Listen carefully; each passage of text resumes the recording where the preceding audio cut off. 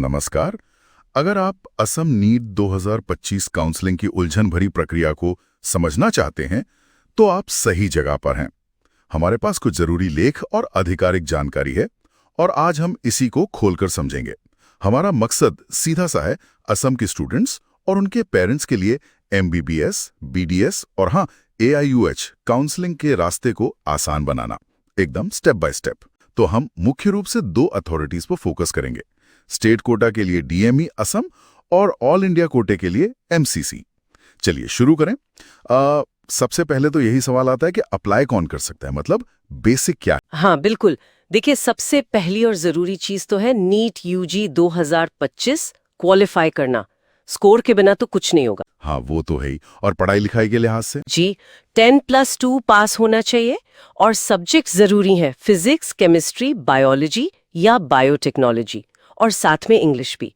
Marks का भी criteria है, जैसे जनरल कैटेगरी के लिए PCB यानी फिजिक्स, केमिस्ट्री, बायो में मिलाकर कम से कम 50% मार्क्स, और SC, ST, OBC के लिए ये 40% है, और जो PWBD कैंडिडेट्स हैं मतलब दिव्यांग, उनके लिए 45%। ठीक है।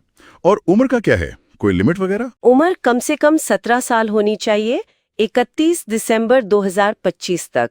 और अच्छी बात यह है कि कोई अपर एज लिमिट नहीं है, मतलब किसी भी उम्र का व्यक्ति अगर बाकी शर्तें पूरी करता है तो अप्लाई कर सकते हैं। अरे वाह, कोई अपर एज लिमिट नहीं, ये तो काफी राहत की बात है कई लोगों के लिए। अच्छा, अब ये बताइए कि एडमिशन के रास्ते क्या क्या हैं? आपने शुरू में AIQ और स्टेट कोटा का जिक्र किया था। हाँ बिल्कुल। देखिए, दो मेन रास्ते हैं। पहला है ऑल इंडिया कोटा यानी AIQ।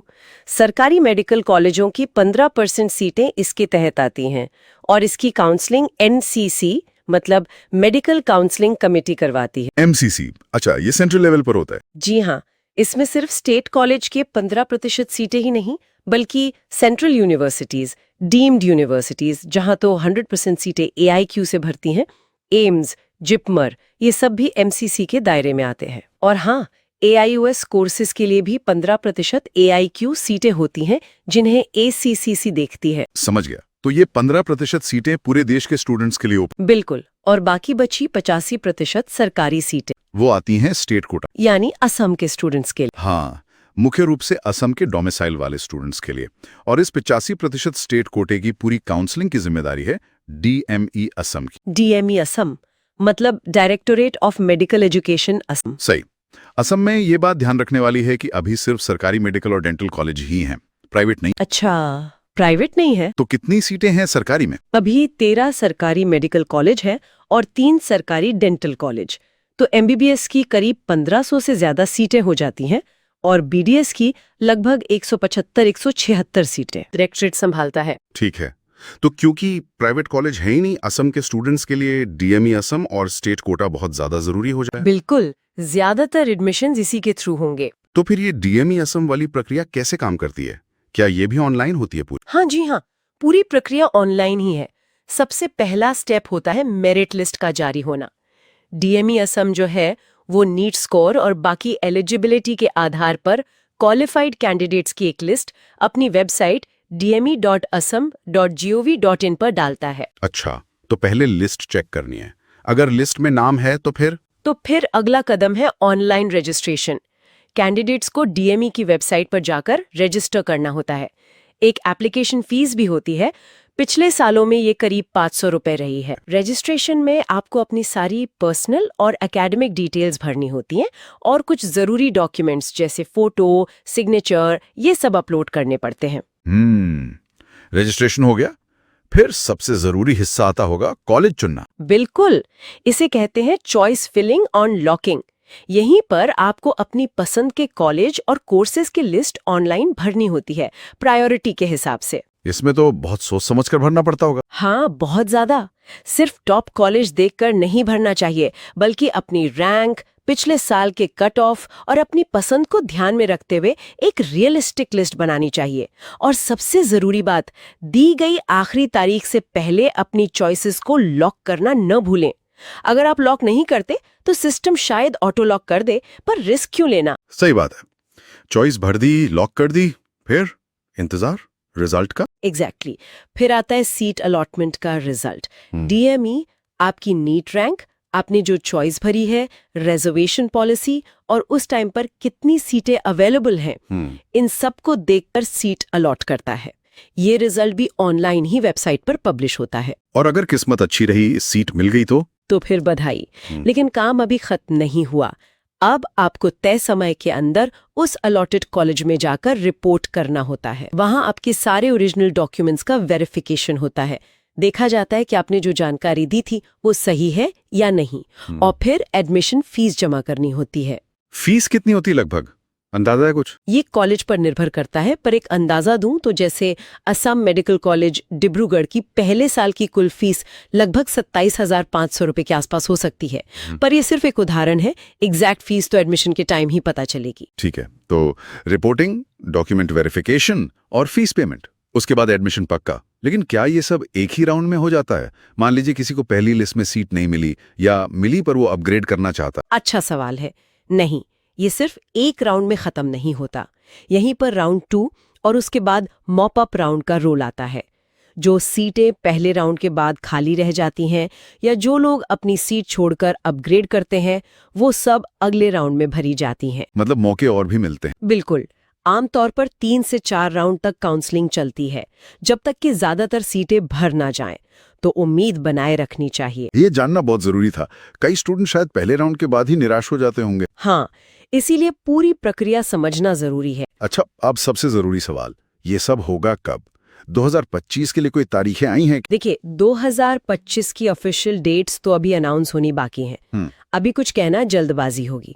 लेकिन अगर हम पिछले साल के ट्रेंड्स देखें, जैसे कहीं जिक्र था कि 2024 में अगस्त के आखिर में शुरू हुई थी, तो हम अंदाजा लगा सकते हैं कि शायद अगस्त 2025 के आसपास ये प्रक्रिया शुरू हो। मतलब जुलाई अगस्त के आसपास नजर नहीं होगी। बिल्कुल। सबसे अच्छी सलाह यही है कि नीट रिजल्ट आने के बाद डीएमई असम की ऑफिशियल वेबसाइट dme.assam.gov.in को रेगुलरली चेक करते रहें। सारी जानकारी वहीं सबसे पहले आएगी। सही है, ऑफिशियल वेबसाइट ही बेस्ट सोर्स है। अच्छा, अब आते हैं डॉक्यूमेंट्स पर। इनकी लिस्ट तो काफी लंबी होती है सुना। हाँ, लिस्ट थोड़ी लंबी जरूर है और इसलिए पहले से तैयारी रखना बहुत जरूरी है। आखिरी टाइम पे भाग दौड़ मच जाती है वरना। तो क्या क्या मेन डॉक्यूमेंट्स हैं? कुछ ऐसा है जिसे बनवाने में टाइम लगता हो? हाँ, कुछ चीजें हैं। देखिए, मेन लिस्ट में तो आपका NEET admit card, NEET rank card, 10वीं और 12वीं की मार्कशीट और पासिंग सर्टिफिकेट। फिर आता है सबसे जरूरी असम का स्थायी निवास प्रमाण पत्र यानी डोमिसाइल सर्टिफिकेट। डोमिसाइल, हाँ, ये तो स्टेट कोटा के लिए चाहिए ही होगा। बिल्कुल, इसी के आधार पर आप 85% स्टेट कोटा के लिए एलिजिबल होते हैं। इसे बनवाने में टाइम लग सकता है, तो इसे पहले ही बनवा लें। इसके अलावा कास्ट सर्टिफिकेट, अगर आप SC, ST, OBC, MOBC या EWS कैटेगरी में आते हैं, ये भी अपडेटेड होना चाहिए। डोमिसाइल और कास्ट सर्टिफिकेट ये पहले से तैयार रखने चाहिए। जी। फिर आपका कोई ID प्रूफ, जैसे आधार कार्ड, वोटर ID या पासपोर्ट साइज फोटोग्राफ्स। मेरी सलाह है 10-12 कॉपीज रख लें, अलग अलग जगह जरूरत पड़ती है। स्कूल या कॉलेज से मिला माइग्रेशन सर्टिफिकेट और कैरेक्टर सर्टिफिकेट। अगर 12वीं के बाद पढ़ाई में गैप रहा है तो गैप सर्टिफिकेट या एफिडेविट। और हाँ, एंटी रैगिंग एफिडेविट भी आजकल लगते हैं। बाप रे, लिस्ट तो सच में लंबी है। हाँ, और कुछ स्पेशल केसेस में और भी चीजें चाहिए हो सकती हैं, जैसे PWD कैंडिडेट्स के लिए डिसेबिलिटी सर्टिफिकेट, या अगर कोई ESI कोटा के लिए अप्लाई कर रहा है तो IP सर्टिफिकेट वगैरह। तो अपनी कैटेगरी के हिसाब से पूरी लिस्ट चेक करनी होगी। अब थोड़ा सीटों और रिजर्वेशन पर बात कर लेते हैं। आपने बताया करीब 1500 प्लस MBBS और 176 BDS सीटें हैं सरकारी कॉलेजों में। जी हाँ, लगभग इतनी ही। इनमें रिजर्वेशन कैसे लागू होता है स्टेट कोटा में? इसमें असम सरकार की जो रिजर्वेशन पॉलिसी है वो लागू होती है। मोटे तौर पर SC के लिए 7%, ST के लिए 15%, इसमें प्लेन्स और हिल्स का अलग अलग हो सकता है। OBC, MOBC के लिए 25.75% और EWS यानी आर्थिक रूप से कमजोर वर्ग के लिए 10% आरक्षण है। 25.75% OBC, MOBC के लिए, ये काफी ज्यादा है। हाँ, असम में ये पॉलिसी है। इसके अलावा कुछ स्पेशल कैटेगरीज के लिए भी हॉरिजॉन्टल रिजर्वेशन होता है, जैसे स्वतंत्रता सेनानियों के बच्चों या पोते पोतियों के लिए, या फिर TGL यानी टी गार्डन लेबर समुदाय के बच्चों के लिए, शहीदों के परिवारों के लिए, PWD के लिए अलग से। अच्छा, काफी सारी कैटेगरीज हैं। जी, तो अपनी कैटेगरी के हिसाब से कट ऑफ अलग अलग हो सकती है। ठीक है। एक और चीज जो मैंने सुनी है वो है बॉन्ड पॉलिसी। असम में है क्या ये? हाँ, ये एक बहुत ही महत्वपूर्ण पहलू है जिसे अक्सर स्टूडेंट्स नजरअंदाज कर देते हैं शुरू में।